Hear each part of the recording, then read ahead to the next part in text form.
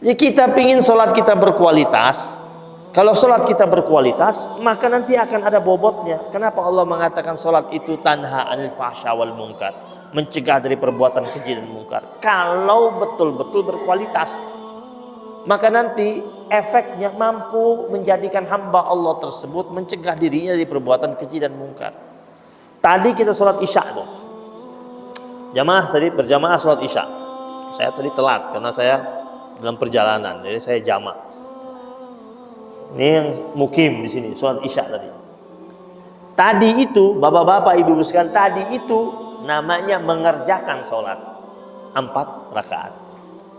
Lalu kapan menegakkan sholat? Kan ada mengerjakan, ada menegakkan. Kapan menegakkannya? Ketika sudah keluar dari masjid. Jadi kalau ada orang setelah dia selesai sholat keluar dari masjid, adu domba, tukang maki, tukang caci, tukang gosip, biang gosip dan lain sebagainya, itu dia dianggap hanya mengerjakan tapi tidak menegakkan. Kalau dia sholatnya sudah bagus, dia pulang, dia keluar, dia siapa? Dia pedagang. Terus dia buka tokonya, dia timbangannya jujur, berarti dia menegakkan sholat. Tapi kalau dia keluar dari masjid, timbangannya curang, barang KW2 dia bilang barang asli original, bohong, berarti dia cuma mengerjakan sholat tetapi tidak menegakkan sholat. Makanya kenapa kata Nabi la sholat, tidak dianggap orang itu sholat kalau orang tersebut hasil sholatnya tidak mampu mencegah dirinya dari perbuatan keji dan munkar. Ini sholat ini dia menjadi ukuran bagi hamba-hamba Allah yang beriman. Dia yang menjaga nih hamba-hamba Allah beriman. Dia jaga dengan sholatnya ini. Baru poin yang keempat, al-khuruj ma'al khawf.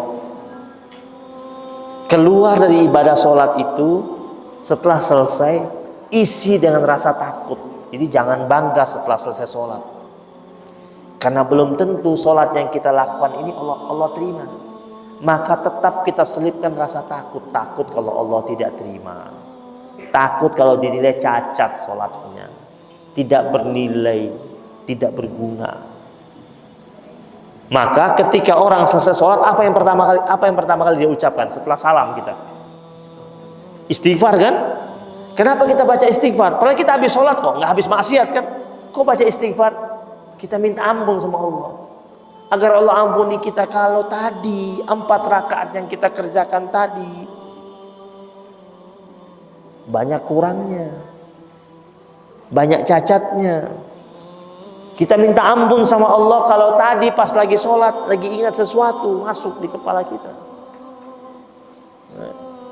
Sholat tadi yang siapin konsumsi mikir cukup nggak ya?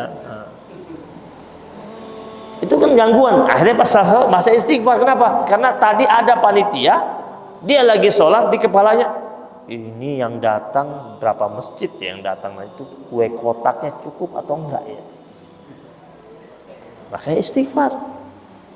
4 inilah yang dipesankan oleh Imam Al-Ghazali rahimahullah.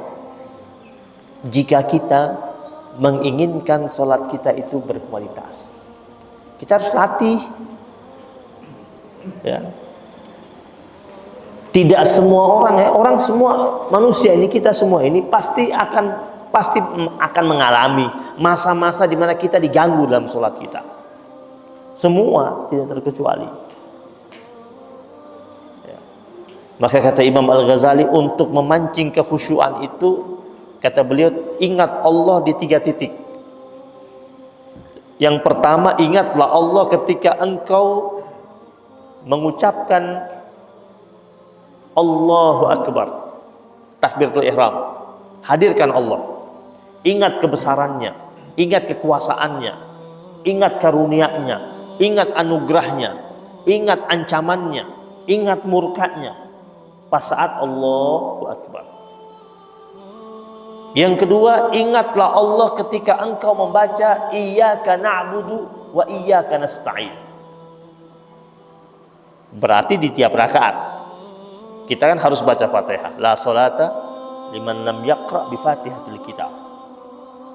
Karena syarat sah salat salah satunya harus baca surat Fatihah. Di dalamnya ada iyyaka na'budu wa iyyaka nasta'in. Ingat Allah katanya, hadirkan Allah. Betul-betul menghayati bahwasanya hanya kepada Dia Allah kita menyembah. Dan hanya kepada Dia Allah kita memohon pertolongan. Makanya Nabi pernah bersabda kan, wa idza sa'alta fas'alillah wa idza sta'anta fasta'in billah. Kalau kau mau minta, minta hanya sama Allah. Wa idza sa'alta fas'alillah wa idza sta'anta, kalau kau mau minta tolong, hanya minta tolong sama Allah Subhanahu wa taala. Karena minta tolong kepada manusia, kadang dia bisa bantu, kadang dia tidak bisa bantu. Ya, karena berharap kuat sama manusia itu adalah patah hati yang disengaja. Jadi, orang yang terlalu bersandar kuat sama manusia, dia sebenarnya sedang menempuh jalan patah hati yang disengaja oleh dirinya. Karena sebenarnya dia hanya boleh bersandar kuat kepada Allah Subhanahu wa taala. Dan yang ketiga, ingatlah Allah Subhanahu wa taala ketika engkau mengucapkan asyhadu an la ilaha illallah, pas tahiyat itu. Ketika engkau mengucapkan tasyahud, ingat Allah akan keesaan Allah Subhanahu wa taala, dan ingat betul-betul dan tancap kuat di hati nurani bahwasanya hanya Allah Tuhan saya. Saya tidak mau masukkan Tuhan lain dalam diri saya. Kata Imam Al-Ghazali rahimahullah, kalau engkau mencoba untuk menghadirkan dan mengingat Allah Subhanahu wa taala pada 3 titik ini, setidak-tidaknya engkau sedang berusaha untuk memancing kekhusyuan dalam sholatmu. Kata beliau, ini paling standar, tingkatan paling standar itu, paling standarnya khusyuk. Ingat Allah di 3 titik ini. Dan semoga kita mampu menjadi hamba Allah Subhanahu wa taala yang dalam kehidupan kita betul-betul menjalankan ibadah sholat dengan sebaik-baiknya, tidak lalai. Orang yang sholat saja masih bisa lalai, apalagi mereka yang meninggalkannya. Dan orang yang lalai saja bisa celaka.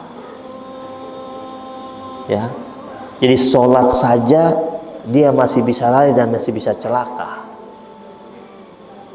apalagi mereka yang meninggalkan sholat. Yang penting kerjakan dulu.